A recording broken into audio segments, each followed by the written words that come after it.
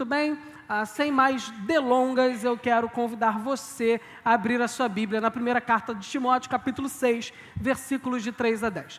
Hoje nós iniciamos uma nova série de mensagens, essa série híbrida será no domingo da manhã e no domingo à noite. O nome dessa série é Renove-se. E a primeira mensagem é a bênção do contentamento.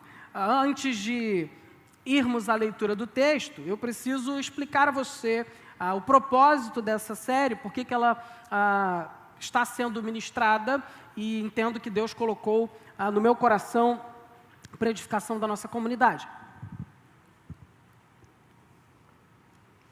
Renove-se, ao contrário do que possa parecer, e aqui é importante fazer duas considerações. A primeira, quando nós dizemos renove-se, nós não estamos dizendo que essa ação é única e exclusivamente produzida por nós, mas nós entendemos que o renovo do Espírito Santo de Deus nos leva a uma vida responsável. Então, aquilo que nós não podemos fazer, Deus fará, Deus transformará, Deus dará um novo nascimento, Deus converterá o coração de pedra num coração de carne. Mas tudo aquilo que nós precisarmos fazer, Deus nos capacitará para fazê-lo. Neste sentido, é o Senhor quem nos renova, mas nós também somos responsáveis para que a renovação aconteça na nossa vida. Então, nós, quando falamos em renove-se, lembre-se, leia, não é apenas você responsável, mas é a partir daquilo que Deus faz que nós temos responsabilidade com a nossa vida, com a nossa relação com Deus. Uma segunda dimensão que nós precisamos considerar é que, ao falar de renovação, nós falaremos das dinâmicas, da ambiência da vida humana. Ao contrário de algumas perspectivas antropológicas, particularmente entendo que a Escritura não nos direciona a uma divisão do ser humano, mas ela nos direciona a compreender que nós somos um ser integrado. Então, ao longo desta série de mensagens, nós falaremos de coisas do dia a dia, nós falaremos de aspectos emocionais da nossa vida, nós falaremos de aspectos espirituais e nós também falaremos de dinâmicas que afetam a nossa corporeidade. Renove-se em toda a sua plenitude, né? Jesus não nos salva apenas a alma, bem como não nos salva apenas o corpo. Jesus nos salva e nos salva integralmente. Assim, Jesus também restaura a nossa vida integralmente e quer renovar você em tudo aquilo que você é, como você é constituído. Amém? Feitas tais considerações antropológico-teológicas, irmão Alexandre, iniciais, vamos à Escritura, se você puder acompanhar comigo. Primeira carta de Paulo ao seu filho na fé, Timóteo, capítulo 6, versículos de 3 a 10. Como os irmãos leram na arte de divulgação, o tema desta mensagem é a bênção do contentamento. Nesta manhã nós falaremos sobre contentamento. Viver contente é um desafio, meus irmãos, e um desafio extremamente relevante para este tempo. A Escritura vai dizer o seguinte, 1 Timóteo, capítulo 6, versículos de 3 a 10. Se alguém ensina falsas doutrinas e não concorda com a sã doutrina do nosso Senhor Jesus Cristo e com o ensino que é segundo a piedade, é orgulhoso e nada entende. Esse tal mostra um interesse doentio por controvérsias e contendas acerca de palavras, que resultam em inveja, brigas, difamações, suspeitas malignas e em atritos constantes entre aqueles que têm a mente corrompida e que são privados da verdade, os quais pensam que a piedade é fonte de lucro. De fato, a piedade com contentamento é grande fonte de lucro. Pois nada trouxemos para este mundo, e dele nada podemos levar. Por isso, tendo que comer e com o que vestir-nos, estejamos com isso satisfeitos. Os que querem ficar ricos caem em tentação, em armadilhas, e em muitos desejos descontrolados e nocivos, que levam os homens a mergulharem na ruína e na destruição. Pois o amor ao dinheiro é a raiz de todos os males. Algumas pessoas, por cobiçarem o dinheiro, desviaram-se da fé e se atormentaram com muitos sofrimentos. Vamos orar? Senhor, muito obrigado por Tua palavra. Louvamos-te, Senhor, pela palavra inspirada que o Senhor nos deixou. E cônscios estamos de que o Senhor fala através dela. Por isso te pedimos, ó Pai, no nome do Senhor Jesus Cristo, que nessa noite não seja diferente e a Tua palavra encontre lugar em nossa vida, mente e coração, para que nós sejamos moldados à imagem de Jesus e a partir daquilo que aprendermos com o Senhor, sejamos conduzidos a uma vida que espelhe o senhorio de Cristo em nós. Se há alguém nessa noite que ainda não conhece o Senhor e não confessa o teu nome, que seja uma noite de libertação, de restauração, de salvação, para a glória do teu nome. É o que nós oramos no nome de Jesus, e o povo de Deus diz: queridos, esse texto é um texto muito bom e um texto muito pertinente para o tempo em que nós vivemos. Nós vivemos mergulhados em uma era, em um tempo, em uma dimensão temporal em que nós somos conduzidos por um espírito do consumo. Parece que a gente é o tempo todo levado a buscar coisas, muitas vezes coisas que nós não precisamos. Muitas vezes somos buscados a correr atrás de coisas que nós não precisamos para agradar gente que nós nem conhecemos direito e que nem estão aí para a gente. O filósofo alemão do século XVIII, chamado Johann Gottfried von Herder, pastor e filósofo pré-romancista alemão, diz que toda era é conduzida por um espírito. E Gottfried von Herder diz que esse espírito é o Zeitgeist, o espírito do tempo. Se o espírito do tempo conduz as eras, ou seja, se cada tempo, se cada período da história, se cada geração é conduzida por um Zeitgeist, por um tempo que conduz, que molda, que desenvolve o seu espírito, o tempo, o clima cultural, sociocultural, sociopolítico-cultural no qual nós estamos inseridos, é o clima que molda essa geração. Certamente o nosso Zeitgeist é um Zeitgeist consumista. O espírito que molda o nosso tempo é consumista. Você abre o seu celular e coloca lá num aplicativo desses qualquer que a gente fica rolando a tela infinita, né? TikTok, Instagram, Facebook, todos esses. Você volta e meia vai ver um anúncio de coisas que você não precisa. E com o passar do tempo, você começa a acreditar que precisa dessas coisas. Lá em casa nós temos um problema com mosquitos, né? E toda hora aparece para mim uma propaganda de uma luz rosa que atrai e mata os mosquitos. Toda vez que eu vejo um mosquito, eu falo: preciso comprar a luz rosa. Eu tenho convicção que aquela luz chinesa não vai matar os mosquitos. Mas de tanto ouvir, não, você pode colocar aqui, os mosquitos vão morrer. Aí o camarada faz um vídeo com IA, assim, milhares de mosquitos sendo atraídos. Isso é mentira. Os mosquitos vão, capaz dos mosquitos que tem lá em casa, pegarem o negócio rosa e levarem embora voando. Eles andam num grupo. Ore por nós, irmãos, nós lutamos. É muito mosquito. Mas é o espírito do consumo. Não, você precisa. É baratinho, é R$10, é R$12, mas de 10, 12, 15, 20, a gente está com o cartão estourado. Espírito do consumo. Nós vemos coisas que nós não necessariamente precisamos, mas porque alguém diz que é bom, a gente quer.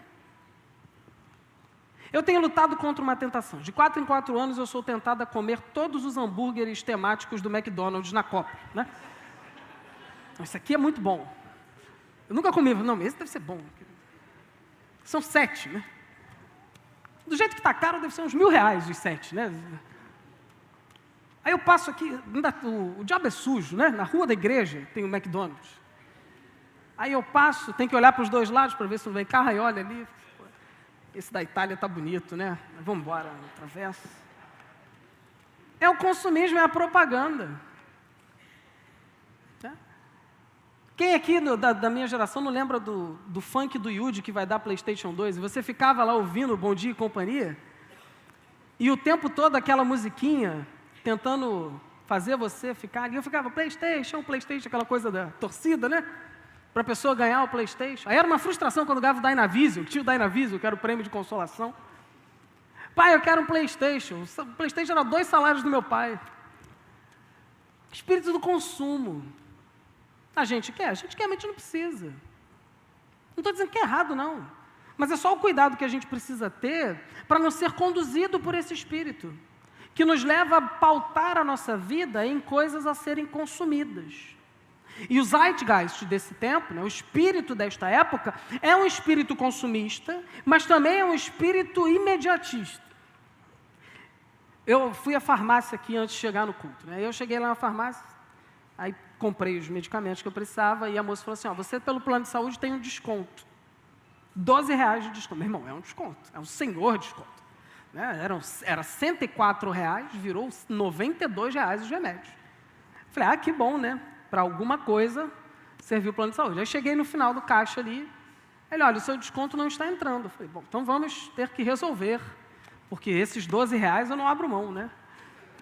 Pensando, né? Eu falei assim, mas como a gente pode resolver? Não, vamos falar com alguém aqui. Aí o rapaz foi ali, falou, mas irmãos, não demorou 5 minutos. Mas eu me vi tão impaciente com aquela espera. Mas a moça falou que eu tinha um desconto, por que não está tendo desconto? Era só esperar. Aí veio uma outra moça e conduziu, não, vem aqui. Aí eu fui, saí do carro, peguei a carteirinha do plano para confirmar, e já fiquei chateado. Tem que pegar a carteirinha do plano, a moça viu meu CPF. Não, mas tem que pegar a carteirinha do plano. Aí eu fui lá, peguei a carteirinha, dei... você mesmo. Aí volta, aí a moça, consegui aqui. Aí, irmão Alexandre falou assim, você pode avaliar o atendimento? Mas eu sou bobo, irmãos. Aí eu fui lá e falei, 9. Tirei 1 ponto. Ia ser 10, mas 5 minutos aqui me chatearam. 5 minutos, irmãos. Imediatismo, a gente quer para ontem. A gente quer para ontem. Uma vez eu estava conversando com a Raquel, eu falei assim, Raquel, eu não quero mais andar de moto. Porque estrago os meus tênis, né? Perco todas as minhas roupas. Ela, como mulher sabe que ela falou nada. Deixou eu ali com os meus devaneios. No primeiro engarrafamento que nós pegamos de carro, falou assim, viu, você ainda quer andar sem moto? Eu falei, não, eu quero continuar com a minha moto. Por causa da impaciência, do imediatismo. É claro que se você pode chegar em 30 minutos e leva 1h30, é melhor. Mas muitas vezes é uma coisa descompensada. É exagerado. A gente abre o celular e ele trava um pouquinho, ele demora um pouquinho, a gente já fica irritado, a gente já fica agoniado. É o espírito do tempo. Consumismo, imediatismo. Imagético, um tempo imagético, sempre falo disso aqui, a gente vive por imagem, a gente avalia os outros por imagem, a gente se avalia pela imagem, por aquilo que nós demonstramos. Muitas vezes nós não temos experiências com Deus no secreto, mas no público a gente quer demonstrar uma espiritualidade, a gente quer demonstrar que nós somos mais santos do que Jesus, imagem. O zeitgeist desse tempo é vinculado em consumo, imediatismo e imagem. Geralmente as 3 coisas juntas. É a receita de bolo para você ficar lindo, maravilhoso de uma hora para outra. É a receita de bolo para você perder todos os quilos que você precisa em 2, 3 semanas. É a receita de bolo para você tirar todas as imperfeições do seu corpo ou da sua pele com apenas um produto em 2, 3 dias. É aquilo que a gente imagina que vai acontecer de uma hora para outra. O problema é que esta cultura, este zeitgeist, produz em nós não contentamento, mas produz em nós um vazio. E nesse vazio, os oportunistas fazem a festa. Porque é no vazio espiritual, no vazio existencial que nós temos, que alguém chega para você e diz assim, olha, se você for à minha igreja e lá depositar a sua oferta, você vai ser abençoado, Deus vai dar tudo o que você precisa. Como você e eu somos conduzidos pelo imediatismo, pelo consumismo, nós falamos, é lá que eu preciso ir, é lá que está a bênção. Não, porque aqui, se você vier aqui, se você der tudo o que você possui, Deus vai te dar a casa própria, Deus vai te dar o carro zero, Deus vai alargar as suas fronteiras, vai abrir as suas tendas, e você será profundamente abençoado, e você, se me prostrar, terá tudo o que você quiser. Mas não é isso que a Escritura nos revela. O problema do espírito do tempo é que nós somos conduzidos a uma falsa compreensão de Deus. E aí, em muitos lugares, as pessoas têm distorcido e desvalorizado o Evangelho de Cristo na troca por bens materiais, por bênçãos financeiras, na troca por produtos espirituais. Participe desta campanha e tal coisa acontecerá. Venha aqui e compre tal coisa que você será abençoado. É o zeitgeist que nos leva a irreflexivamente abraçar esse tipo de teologia.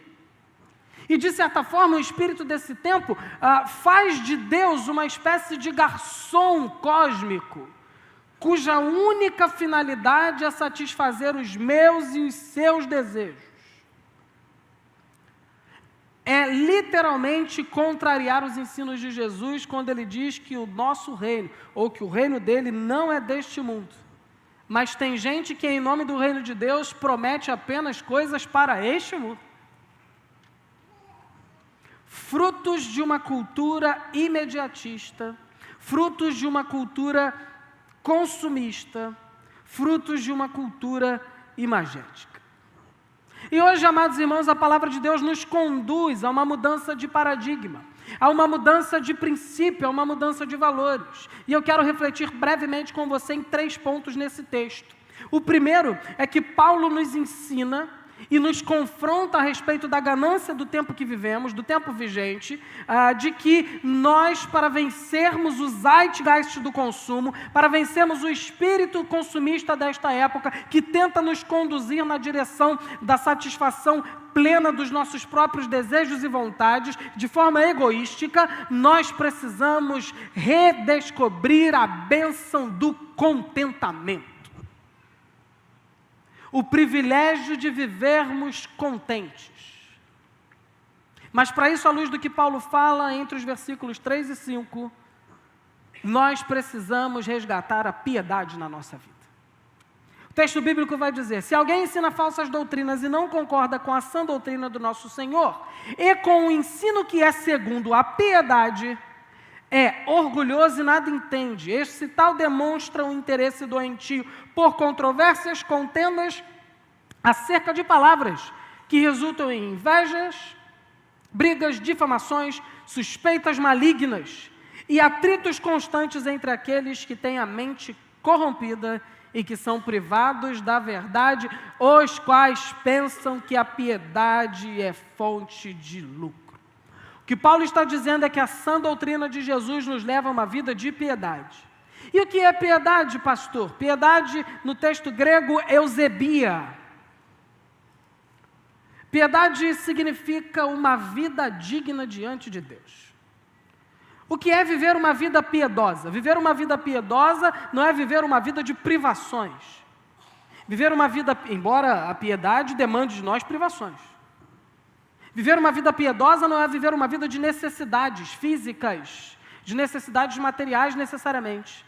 Viver uma vida piedosa é viver uma vida na face de Deus, aquilo que os pais da igreja chamam de corandeu, viver a vida de acordo com o que Deus quer, com o que Deus deseja, viver uma vida que reflete a imagem do próprio Deus. Uma vida piedosa não é uma vida religiosa. Uma vida piedosa é uma vida que entende que eu devo obedecer a Deus em todas as áreas da minha vida, e não apenas na dimensão litúrgica da nossa existência. Quem busca viver uma vida piedosa entende que o Evangelho não está aí para satisfazer os nossos caprichos, mas o Evangelho nos é apresentado para transformar a nossa vontade. O processo de renovação do coração se pauta quando nós entendemos que o contato com a palavra de Deus não moldará esta palavra à minha vontade, mas fará com que esta palavra, entrando no meu coração, me molde de acordo com aquilo que Deus deseja e espera de mim e de você. E Paulo então vai dizer que os que não conseguem viver uma vida piedosa, e mais do que isso, aqueles que de alguma forma caminham, militam em direção contrária à piedade, estes ignoram o ensino bíblico, ignoram a piedade e tornam o seu próprio ensino e a sua própria vida enfatuados, cheios de orgulho. São cristãos orgulhosos. E Paulo então vai dissecar o erro do orgulho em detrimento da virtude da piedade. E isso demonstra o que nós precisamos renovar, irmãos. Porque quando a nossa alma está adoecida pela ausência da piedade, nós vivemos uma vida orgulhosa, nós experimentamos alguns comportamentos que Paulo diz no texto. O primeiro deles é a inveja. Pitonos, no grego.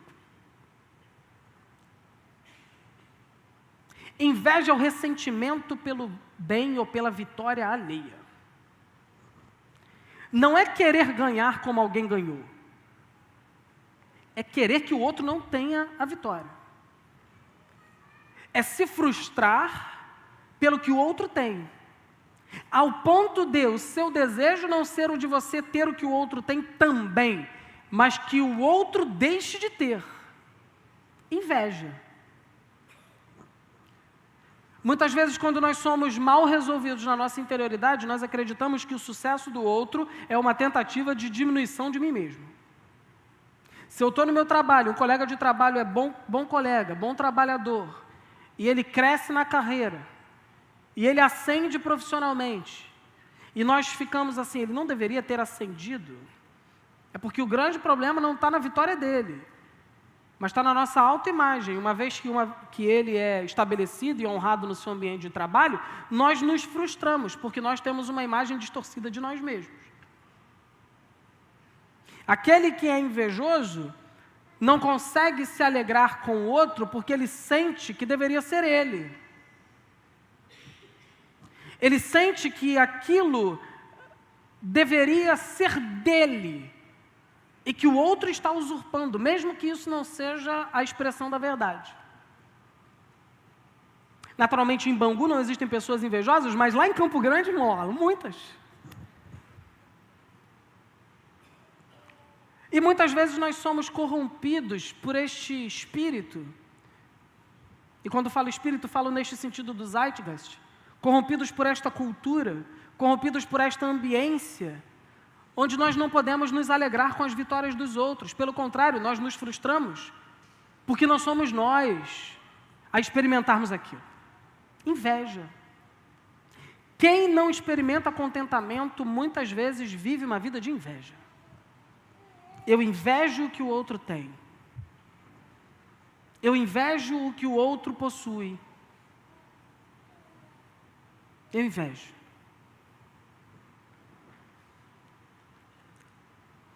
Segundo o elemento que Paulo usa, porfias. Ele vai falar de inveja, ele vai falar de brigas. Nas versões mais antigas, porfias, eris, no grego. A ideia do texto aqui é o espírito de rivalidade. É gente que sempre quer sair com a última palavra.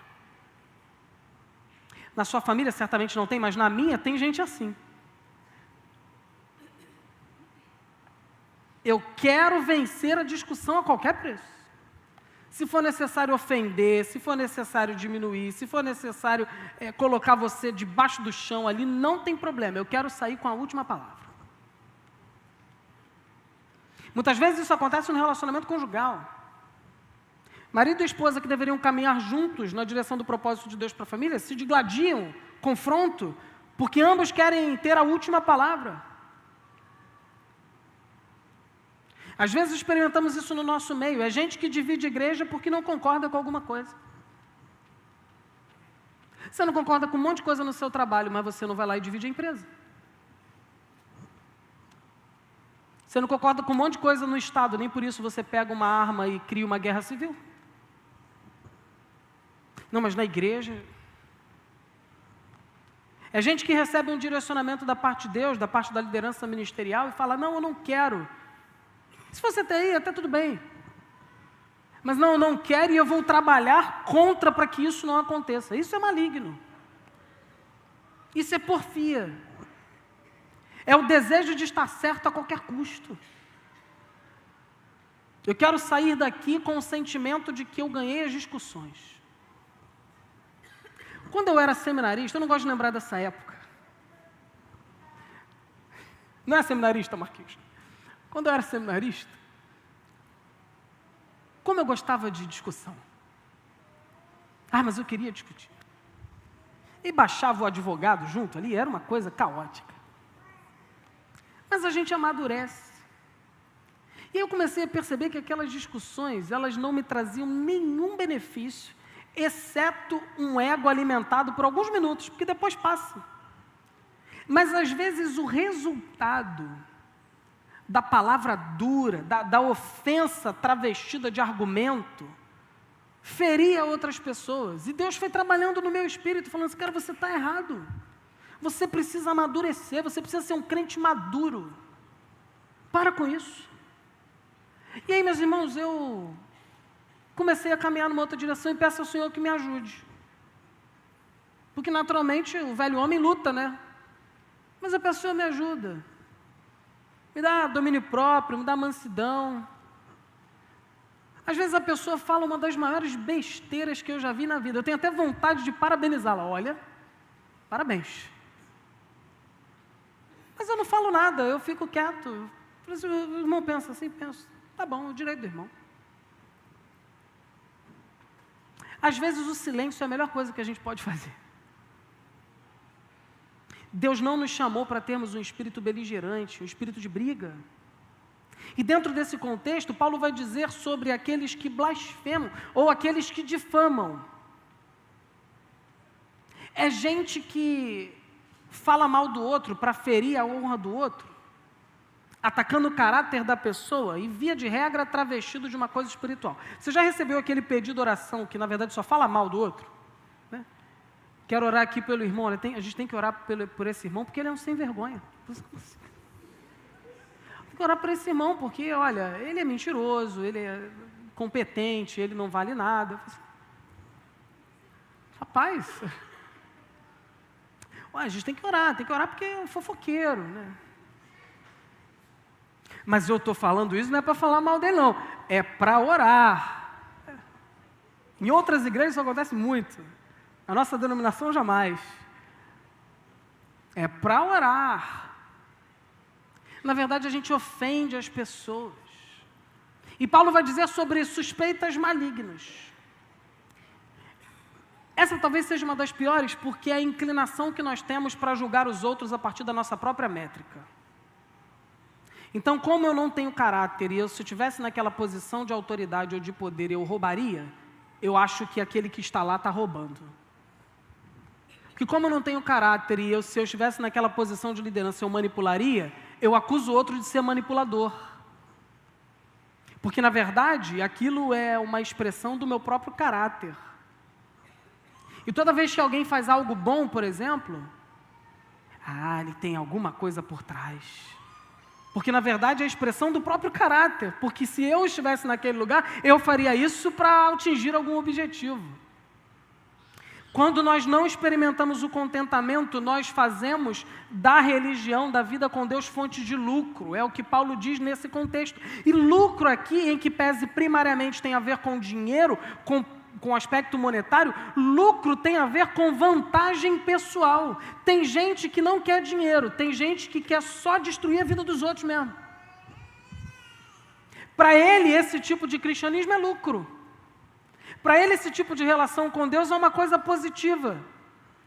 Mas, na verdade, Paulo nos ensina que uma vida piedosa não é um meio ou uma maneira de obtermos algo de Deus, mas uma vida piedosa é a resposta para Deus a respeito daquilo que Ele já nos deu em Cristo Jesus. Pastor, por que eu preciso viver uma vida de piedade, de busca ao Senhor, de leitura bíblica, de oração, de santificação, de consagração, de serviço na igreja? Para que Deus me abençoe? Não, porque Deus já te abençoou. E naturalmente, Deus, por ser misericordioso e bondoso, uma vez que nós decidimos viver uma vida piedosa, nos abençoará ainda mais, porque Deus é bom. Não tem a ver com a nossa bondade, mas viver uma vida de piedade não é para que nós alcancemos um lugar mais perto de Deus. Viver uma vida de piedade é a compreensão de que nós já estamos mais perto de Deus do que nós já merecemos em todos os dias da nossa vida. Por isso, como resultado, eu vivo uma vida de piedade. Vivo uma vida que busca agradar ao Senhor, que busca servir ao Senhor. Para que eu experimente o contentamento, eu preciso introduzir na minha vida, introjetar no meu coração de que a vida do crente precisa ser uma vida piedosa.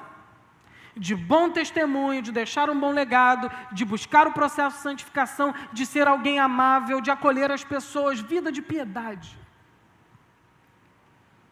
Ser aquele tipo de gente que todo mundo gosta porque é crente. Porque tem gente que todo mundo não gosta porque é crente. Mas tem gente que até o não crente, aquele mais opositor à fé cristã, fala assim, não, esse aqui eu respeito. Vida piedosa. Estava ouvindo o testemunho de um rapaz que estava no tribunal do tráfico para ser assassinado. E ele conta que, enquanto ele estava ali, sendo torturado, desce do alto daquela comunidade do monte uma senhora, de coque de Saião, você já sabe de onde ela era, de coque de Saião.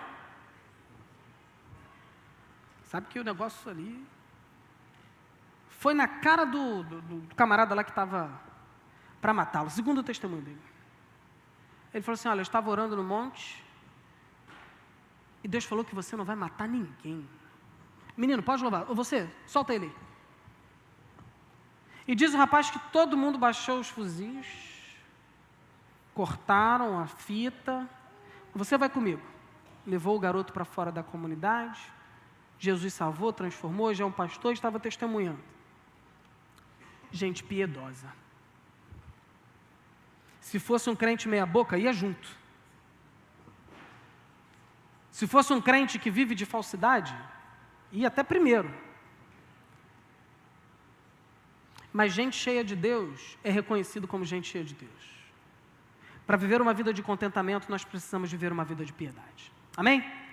O texto segue, e eu vou correr aqui porque eu falei demais nesse ponto, irmão Alexandre, me perdoe. Segundo o princípio que o texto nos ensina, versículos de 6 a 8. De fato, a piedade com contentamento é grande fonte de lucro, pois nada trouxemos para este mundo e dele nada podemos levar. Por isso, tendo o que comer e com o que vestir-nos, estejamos com isso satisfeitos. Meus irmãos, isso aqui é um desafio. Porque numa era onde nós somos julgados por aquilo que vestimos, por como nós nos portamos, pelo patrimônio que temos, nós compreendermos que o juízo e a opinião das pessoas não deve moldar as nossas ações, mas apenas o contentamento de termos aquilo que é suficiente. Pense num desafio para o crente. E quando nós olhamos no texto bíblico, nós percebemos que Deus, durante toda a história do seu povo, tenta ensinar o seu povo a viver dessa forma. O primeiro movimento que nós podemos compreender sobre isso, Êxodo capítulo 16. Deus manda sobre o povo um negócio chamado maná. Olha, para que vocês não fiquem com fome, eu vou dar o pão do céu para vocês, mas tem algumas regras. Quais são as regras? Você não pode guardar, porque você não precisa guardar, porque amanhã vai ter de novo. O pastor André do Egito, primeira coisa que ele fez quando caiu o maná, pegou um Tupperware, devia ser rico, né? Tupperware, né? Com ninguém vendo assim, tirou a areia, né? Cai no chão, né? Tirou a areia, botou no Tupperware, levou. Meu irmão, no dia seguinte acordou, estava tudo podre. É um problema viver com contentamento desde muito antes, hein? Desde o Egito. A provisão de Deus é diária. Deus não trabalha em mercado de ação, Deus não trabalha com fundos de investimento, Deus não trabalha com aplicações. Deus trabalha com governo e soberania. A bênção de Deus para você hoje é o suficiente para você hoje, fique tranquilo. Mas e amanhã? Basta cada dia o seu mal. Amanhã Deus cuida, nós precisamos confiar nisso. O Deus da aliança queria ensinar aquele povo que Ele os supriria. O autor de Provérbios vai nos dizer no capítulo 30, versículos 8 a 9, Senhor, peço-te que não me deis nem a pobreza nem a riqueza. Dá-me o pão que me for necessário para que não suceder que estando eu farto te negue, ou que empobrecido eu venha a furtar. Contentamento é o equilíbrio entre gratidão e dependência. Contentamento é o equilíbrio entre gratidão e dependência. Nós estamos contentes porque nós somos gratos por aquilo que Deus fez. Nós estamos contentes porque nós dependemos e sabemos que o Deus que fez ontem, amanhã fará novamente. Talvez você tenha chegado até aqui, este lugar, com muitas preocupações sobre a sua vida e sobre o seu futuro. Quero dizer a você, no nome de Jesus, que Deus te trouxe aqui para aprender o privilégio do contentamento. Você não precisa viver a sua vida guiado pelos seus desejos. Você não precisa viver a sua vida guiado pelas necessidades que dizem que você precisa, que você tem. Você não precisa viver a sua vida guiado pela urgência de ter coisas que você não necessita. Porque se nós pararmos para avaliar honestamente a nossa vida, nós chegaremos à conclusão de que nós temos muito mais do que nós merecemos e muito mais do que nós precisamos. Porque Deus nos tem dado com generosidade. Por isso, nós podemos viver de forma contente, podemos experimentar o contentamento. No Novo Testamento, nós também temos Paulo nos ensinando a viver de forma contente ou de forma dependente de Deus.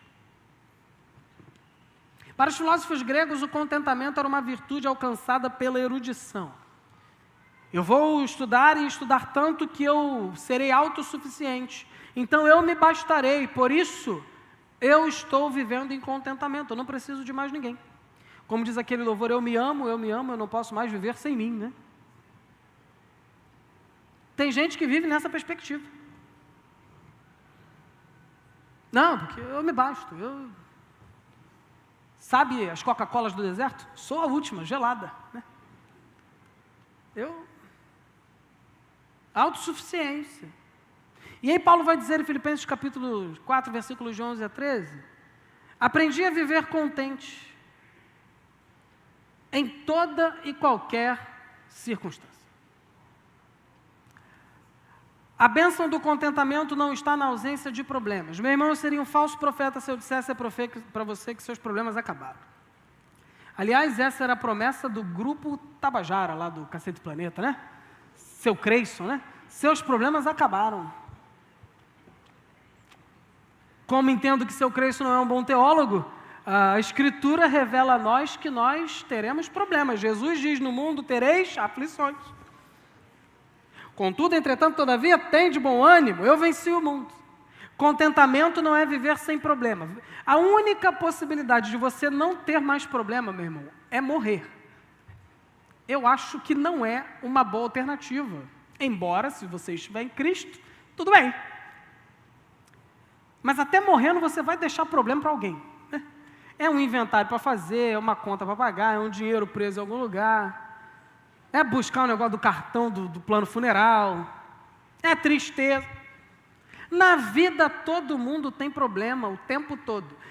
Contentamento não é viver sem problemas, mas contentamento é saber que nós estamos satisfeitos em Cristo, independente das circunstâncias externas. Em meio aos muitos problemas, Deus está conosco. Como cantamos pela manhã, Deus é fiel. Em meio às circunstâncias da vida, em meio aos dilemas, em meio às adversidades, em meio aos problemas, Deus está presente, Deus é fiel. Talvez você volte para casa e o problema esteja lá, exatamente como você o deixou. Mas a grande virtude não é o problema continuar lá, a grande virtude é você voltar completamente diferente de quando você saiu. Porque você certamente olhará para o problema com uma outra perspectiva. Seus problemas podem continuar, mas Cristo está com você em meio aos problemas e isso nos basta. Uma vida de contentamento. Não são as circunstâncias que nos moldam, mas nós moldamos a relação com as circunstâncias a partir do nosso olhar pautado em Cristo Jesus. E o princípio de ouro de uma vida de contentamento é o versículo 7 do texto. Pois nada trouxemos para este mundo e dele nada podemos levar. Esta semana estava conversando com um grande mestre. E ele me lembrou de Dercy Gonçalves, né? Personagem icônica da cultura brasileira. E que queria ser enterrada com as suas joias, né? E aí lembrei do Jorginho Guimbe, né? Que queria ser enterrado com o seu carro. Irmão, você não vai levar nada. O princípio de ouro da vida do contentamento é esse. É o princípio expressado por Jó, no capítulo 1, versículo 21, a teologia de Jó. Nu saí do ventre da minha mãe e nu tornarei para lá.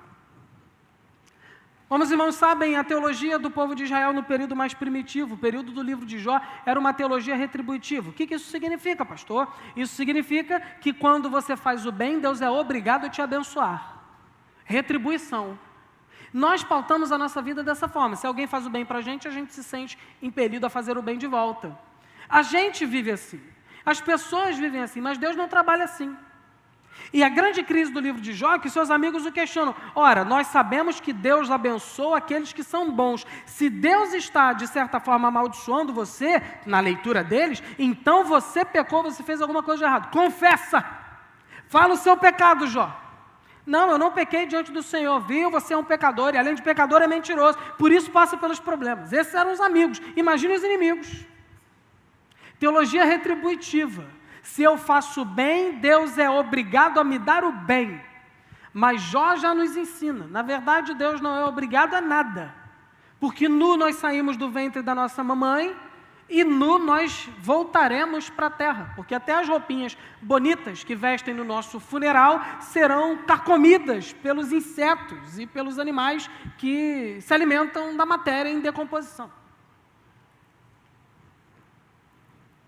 Não sei se você já teve o dissabor de participar de uma exumação, é só osso. Não levamos nada. E nós que consideramos que a nossa vida não é presa a essa transitoriedade, vivemos uma vida que está destinada à eternidade, quer seja vida ou morte eterna, a partir de coisas transitórias. Meu irmão, tudo isso vai ficar. Tudo aquilo que faz com que você brigue com a sua família vai ficar. Tudo aquilo que gera no seu coração, muitas vezes, o sentimento ruim para com as outras pessoas, vai ficar.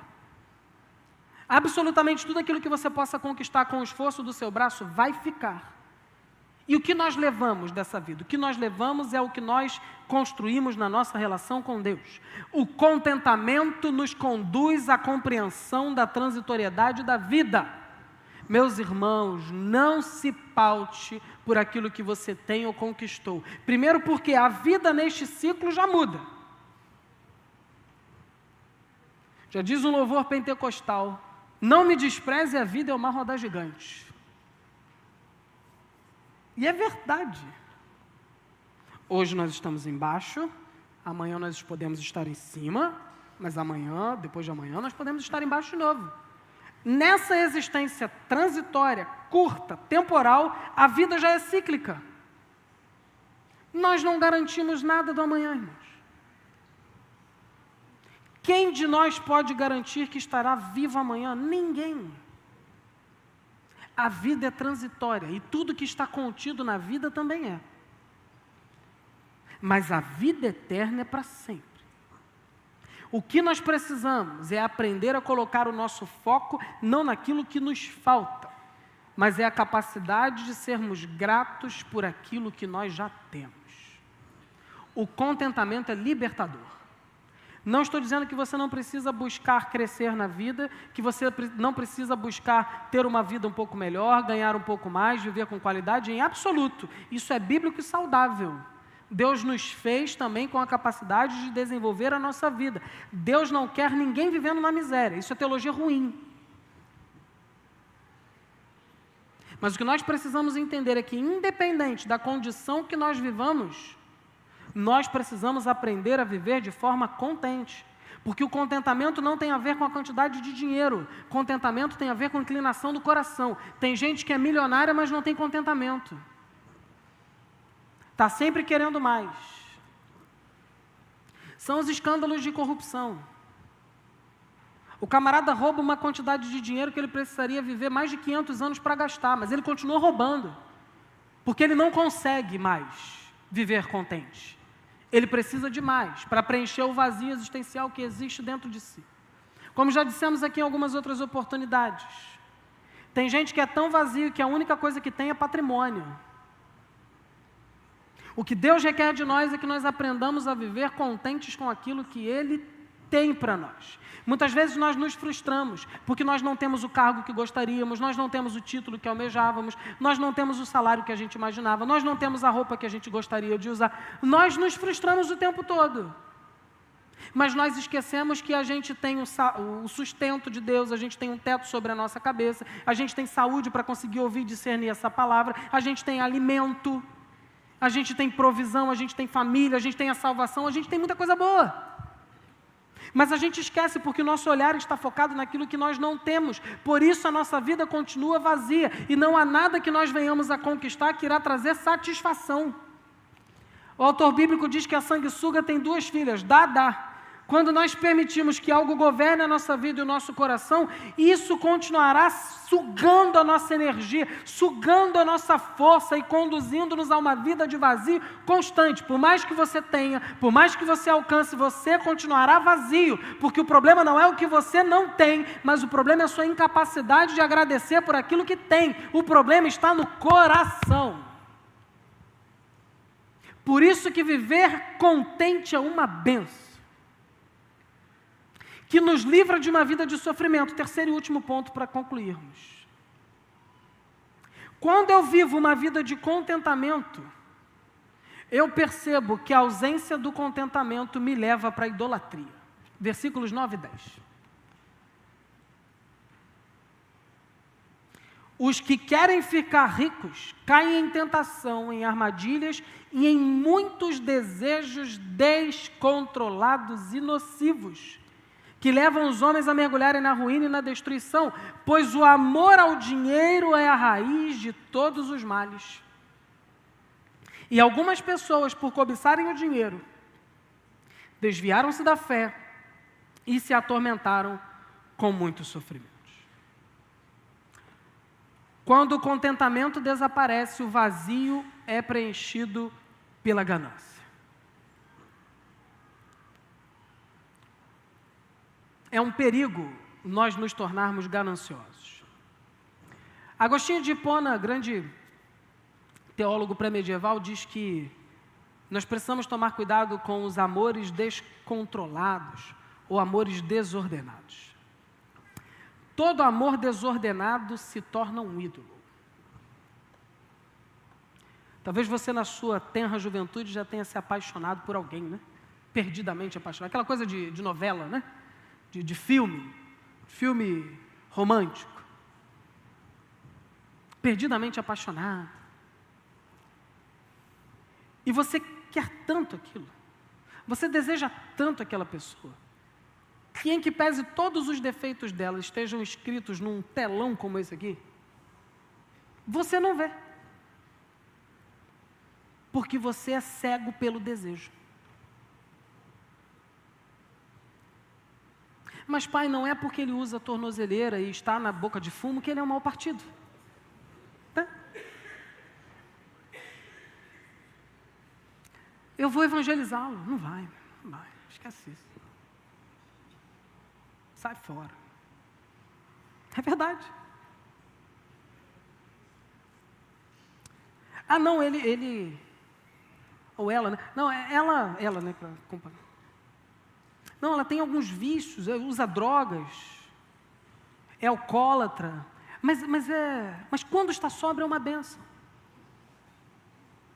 Você pode fazer essa escolha, meu irmão, mas certamente não é a melhor escolha para você fazer. Está na cara, está óbvio que vai dar problema. Mas a gente quer, não, é agressivo, é violento, te trata mal a família. Não, mas comigo vai ser diferente. Não vai. Não vai. É uma pessoa lasciva, manipuladora. Não, mas comigo eu vou dar jeito nela. Não vai, meu irmão. Ou ao menos eu não acho que seja oportuno você colocar em risco o seu futuro para arriscar dar jeito em alguém. A paixão nos cega. Tem gente que deseja coisas apaixonadamente. Tem gente que deseja tanto dinheiro que procura alguém que vai lhe emprestar com juros de 30%, 40% por mês e pega esse dinheiro. E que naturalmente não vai conseguir pagar porque é uma dívida impagável e põe em risco a sua vida, a vida da sua família e seu patrimônio. Desejo cego. Às vezes para sustentar um vício. Às vezes para sustentar uma necessidade que não precisa. Recentemente eu vi uma matéria que o pessoal alugava iPhone para ir para a festa. Eu achei assim, sensacional. Quem empreendeu nesse sentido é genial. Quanto você pagou? Não, eu paguei R$500. Tu vai em quantas festas por mês? Ah, vou numas 3. Por que você não parcelou? Não, porque eu preciso ter as pessoas precisam olhar para mim e achar que eu tenho um iPhone. Eu vi um outro camarada vendendo um negócio que é o iPhone antigo, você põe uma capa atrás dele que ele parece o 17.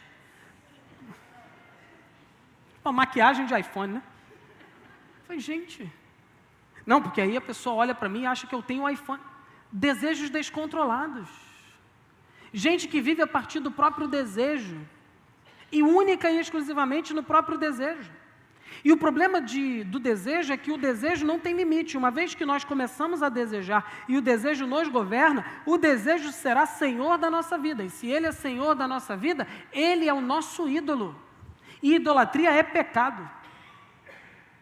O que é idolatria? Idolatria é colocar no lugar de Deus qualquer pessoa, coisa ou sentimento que possa trazer felicidade e realização para a nossa vida além do Senhor.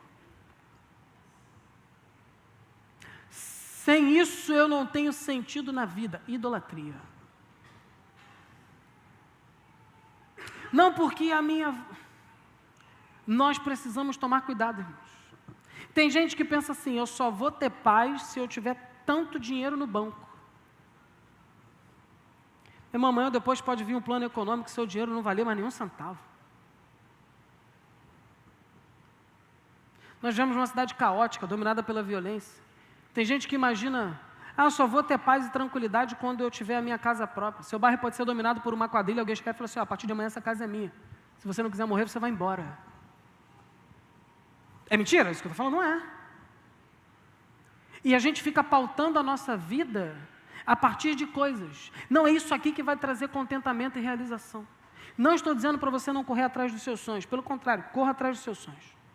Uma vida sem sonhos é uma vida muito ruim. Se você tem um sonho, corra atrás. Só tome cuidado para que o seu sonho não roube o lugar de Deus no seu coração.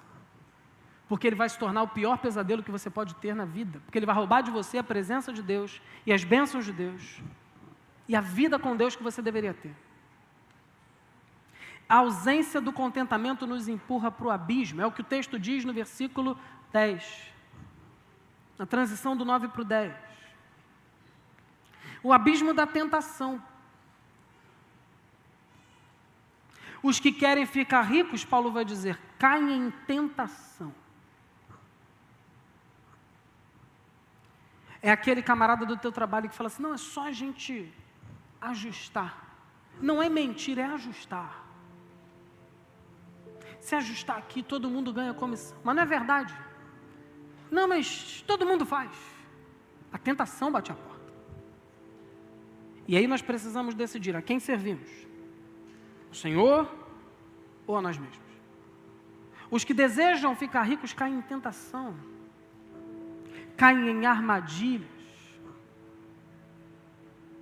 É gente que não consegue controlar o próprio gasto e por isso vive o tempo todo comprando um monte de coisa que não precisa para mostrar para pessoas coisas que não precisa mostrar.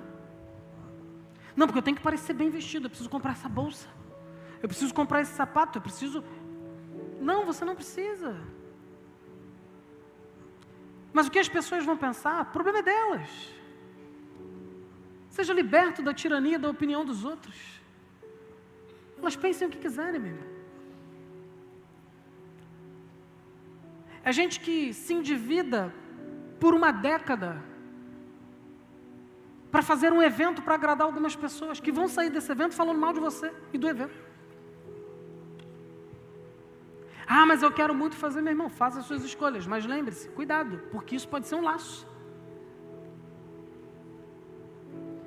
Nem sempre, e via de regra, nenhum de nós, humanos mortais, normais, réis mortais, teremos tudo o que queremos, irmãos. Por isso é imprescindível aprendermos a viver sob o contentamento. Eu já quis ter muitas coisas e entendi que jamais terei, e faz parte. Quero ter algumas e acredito que as terei. Pode ser que no meio do processo fique claro para mim, olha, isso você não vai conseguir. E faz parte. Porque não é nada disso que define quem nós somos. Não é nada disso que define quem você é. Não é nada disso que define a sua vida, o seu caráter. Não é nada disso que define o seu valor diante de Deus. Não caia nos laços que visam prender você.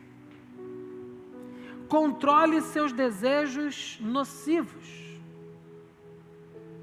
Paulo vai dizer: caio em tentação, em laços ou armadilhas e em muitos desejos descontrolados e nocivos que levam homens a mergulharem na ruína.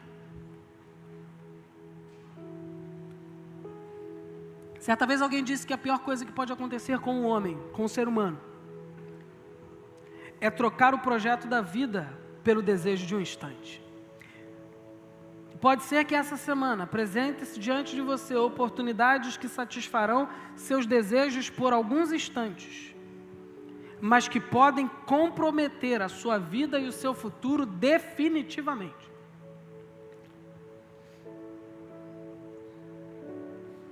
Priorize aquilo que é prioritário, meu irmão. Priorize sua relação com Deus, priorize a sua família. Todo o resto a gente dá conta.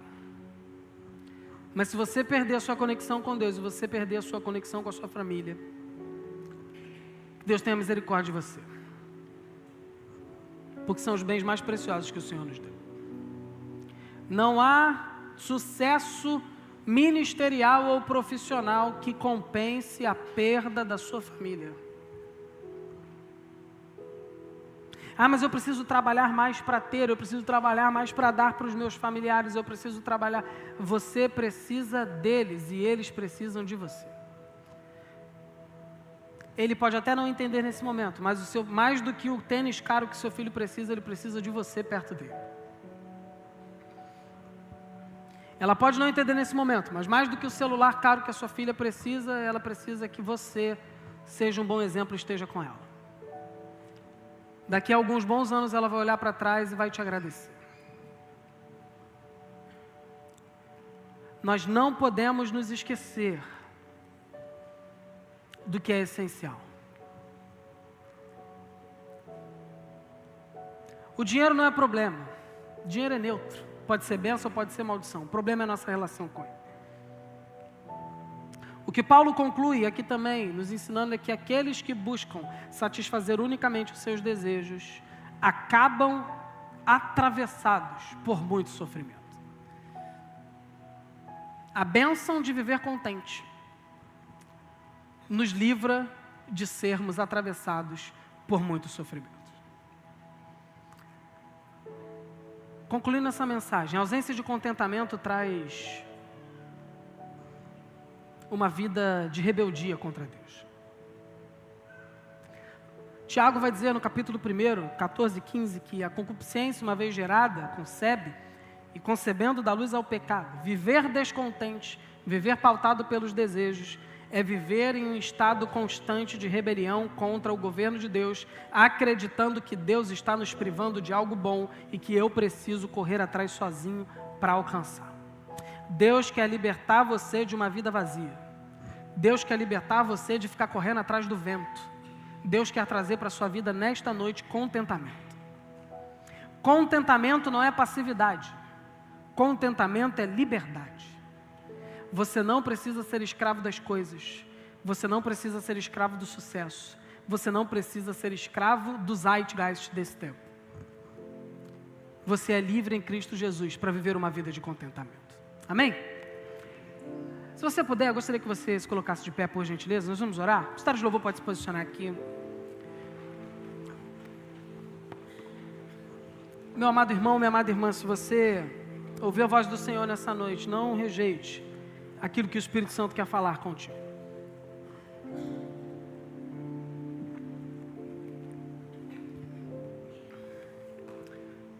O convite do Espírito Santo para nós nessa noite é o convite ao descanso. O descanso do contentamento.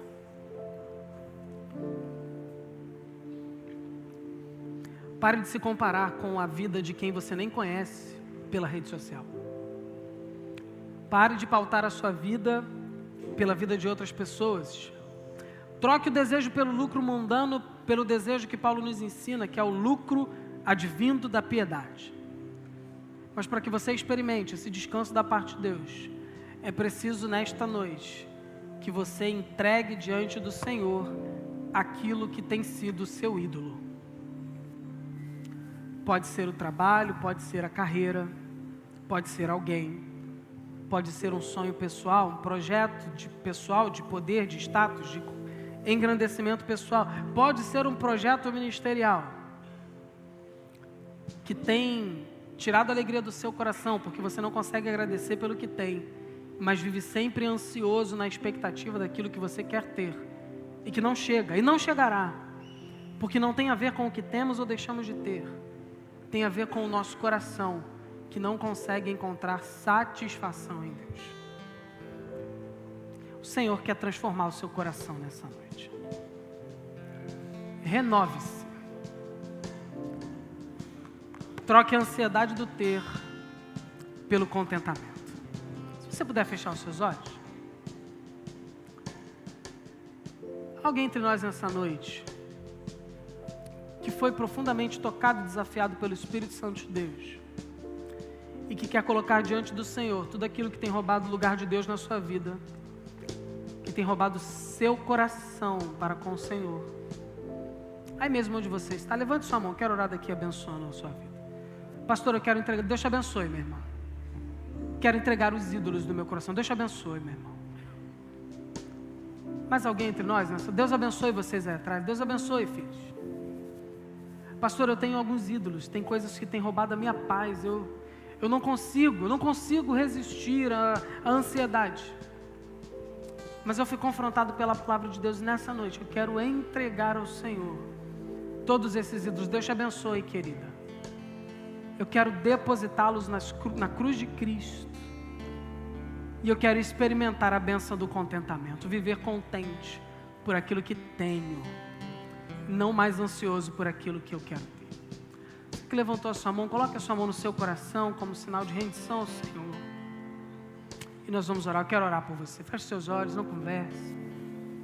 Esse é um momento muito espiritual. É um momento em que você está fazendo um concerto com Deus. Senhor, muito obrigado, Pai. Obrigado por tua bendita e preciosa palavra.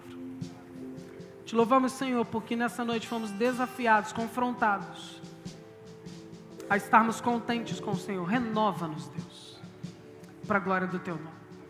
Que a bênção do contentamento nos alcance, não apenas nos alcance, mas nos conduza na trajetória da nossa vida. Senhor, que o teu povo saia daqui impactado, Senhor, pelo direcionamento do teu Espírito, no sentido de que nós precisamos viver uma vida de dependência do Senhor. Que as circunstâncias não mais moldem e roubem a alegria do nosso coração, mas que a convicção de que o Senhor nos tem guardado possa nos conduzir em triunfo, vitória e contentamento todos os dias da nossa vida. Não permita, Senhor, que o Zeitgeist nos conduza, mas que o Teu Espírito nos ajude a resistir, Senhor. Ensina-nos a uma vida de piedade, a uma vida que busca viver de forma agradável diante do Senhor. Ensina-nos o privilégio do contentamento, de depender do Senhor em toda e qualquer circunstância da nossa vida. E liberta-nos dos ídolos, Senhor, que roubam o lugar do Senhor no nosso coração. Abençoe o Teu povo e a Tua igreja nessa noite. E agora te pedimos, ó Pai, que o amor de Deus, o nosso bondoso Pai, a graça de Jesus, o nosso Senhor e Redentor, o cuidado, o amparo e a companhia do doce Espírito Santo de Deus, Deus Consolador, esteja sobre as nossas vidas e sobre a vida de todo o povo de Deus espalhado na face da terra. E os que creem dizem amém. Querido, que Deus te abençoe em nome de Jesus, que você tenha uma semana repleta do cuidado de Deus, cheia de contentamento, que você saia daqui, mas dê um abraço a quem está perto de você, agradeça ao Senhor por essa semana e saia também adorando ao Senhor com o nosso ministério de adoração. Ao final, dê um abraço à nossa querida irmã Márcia, mas tenha também um momento de comunhão na cantina. Hoje é uma noite de festa, de celebração ao Senhor. Deus te abençoe e boa semana em nome de Jesus.